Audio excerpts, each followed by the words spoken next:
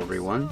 Today we're going to be doing another unboxing, and here we have the figure from Good Smile Company from the manufacturer Max Factory. A figure part of their Pop-Up Parade line is a PVC figure of the character Motoko Kusanagi from the series攻殻機動隊 or Ghost in the Shell. So before we get into the figure, just in case you didn't know, 攻殻機動隊 or The Ghost in the Shell is a manga which was originally published in 1989, serialized in Young Magazine Kaizokuban by the mangaka Shiro Masamune, which soon after had an anime movie adaptation which goes by the name 攻殻機動隊 or Ghost in the Shell, which was originally aired in 1995 by Studios Production IG. So as you can see, this Motoko is actually based off a design from another iteration of the series, which goes by the name 攻殻機動隊 Stand-Alone Complex or Ghost in the Shell Standalone Complex, which the anime was released in 2002 by Studios Production IG, which consists of 2 seasons, which the second season is goes by the name Second Gig. So the standalone complex does have a light novel adaptation, which goes by the same name, which was published in 2004 by the author Fujisaku Junichi, and also has a manga adaptation going by the same name, published in 2009 by the mangaka Kinutani Yu. So as you can see, this is the figures box rotating in 360 in the background. So this is actually a Pop-Up Parade large size or L size. So without holding you guys back, let's just take Motoko out of the box and see how she looks.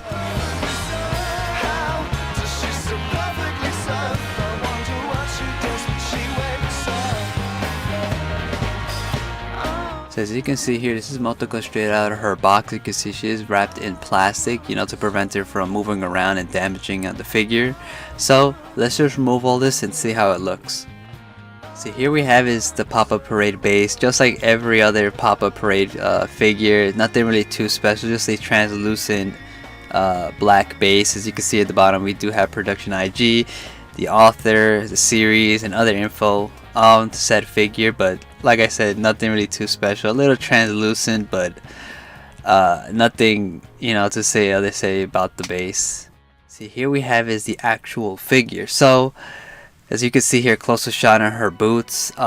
Here's the bottom, which is pretty detailed. As you can see, the bottom kind of reminds me of Timberland's, but not sponsored, and yeah, which is pretty funny. But as you can see, a closer shot, it's not as detailed. I do like the little lines on her boots area where you can see kind of like creases on it, and we can see here we have her protection guard, her shin guard, which looks pretty decently painted. Like I said, this is like more of a affordable range figure, so you can't really expect it to be too detailed.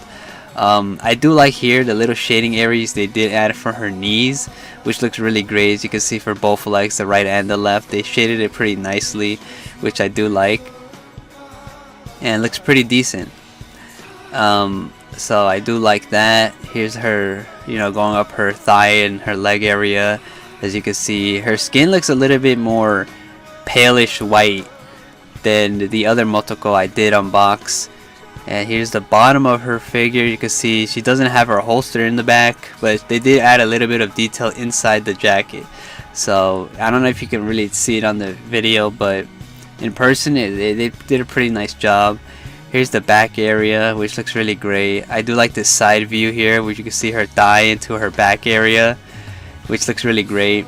In the front here, I kind of see there is a little bit of I don't know if that's paint or that's glue, but it kind of a little bit off there, which it's kind of noticeable, but I could probably overlook it. So here we have is her belt, which you can see the paint is not the best, but it still looks great nonetheless. Here's her glove, which is pretty detailed, and to her jacket here looks really great. I like the way they made it folded up, she's standing, a little bit of her pose area, you can see a little bit of the jacket flowing in the air, or of look of a jacket flowing in the air. and they add a little bit of detail, not too much. It's not bendable, so it's just like solid PVC. Here's a little zipper area which looks really great. Here's her right hand holding her gun here, which looks really great. I don't know if you can notice it in the video, but there is a line going through her fingers, which I don't think is that noticeable on video, but it's kind of noticeable when you look really close to it.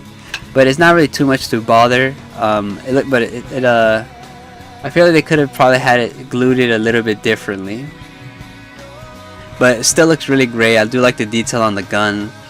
And I also noticed here on her chest area, the paint on her outfit actually got onto her skin, so they kind of messed up here, which is really noticeable from a distance. That's the first thing I noticed when I saw it.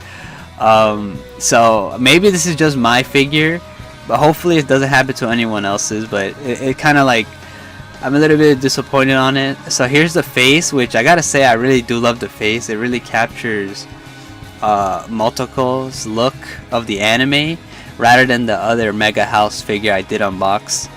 The detail on the hair is not too detailed. It kind of falls flat. You can kind of see they did add a little bit of ridges on her hair to give it more of a hair feel, but it's not that detailed. But it still looks pretty great nonetheless. Here's a top view of the hair, which you can see where they glued it together. And all in all, I gotta say the paint job is not the best, but I do love the pose they gave for the figure. It looks really great. It feels more of a Motoko than the Mega House figure, because I think I said that the Mega House looks a little bit weird, but this one feels really great. I love the posture and the pose they gave her, but I'm not a big fan of the way they painted it. I feel like they could have fixed up a couple things, but it's great nonetheless. And for the price, I think it's a pretty great figure.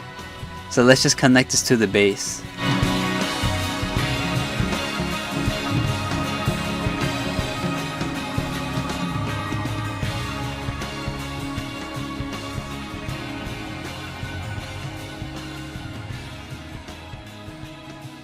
See, here we have is both figures from Pop-Up Parades and Mega House. So someone did tell me that they were new into, you know, figurine collecting, and they want to know what was like the difference between like figures and stuff. So here we have is basically a little bit of a rundown of differences, as you can see, from price ranges from an affordable figure to a more higher end piece. And judging by them from side to side, you could kind of see the difference between both of them, which I'll be showing you guys a little bit of clips of like the acrylic base compared to a black flat base, details on the boots compared to the Mega House, which is a lot more detailed.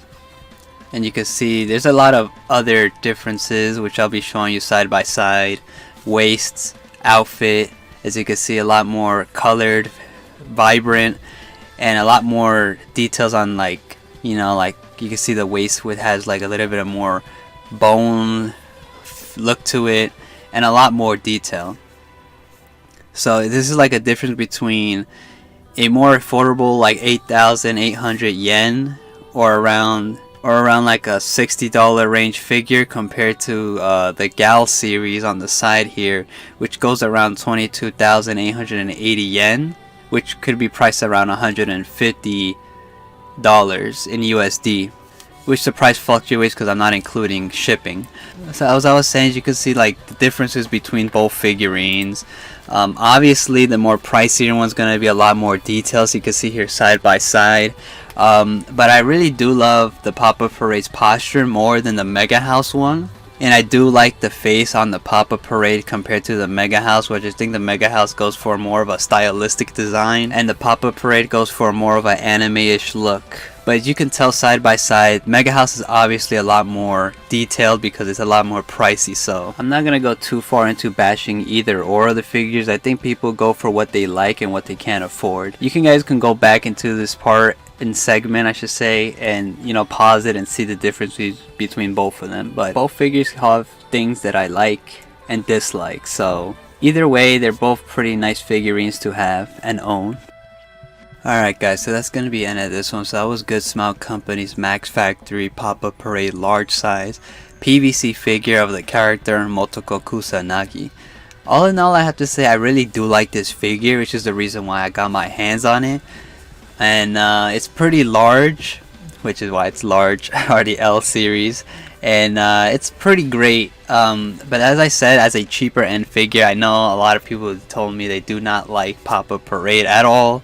They've seen other figures, and I'm not sponsored by a Good Smile company, so I'm not going to defend them on their figurines. There are other brands such as Sega's Luminasta, Bandai, Tenitol, and there are other ones, but I can't think of them on top of my head. But Pop-Up Parade, I think, makes really great figures.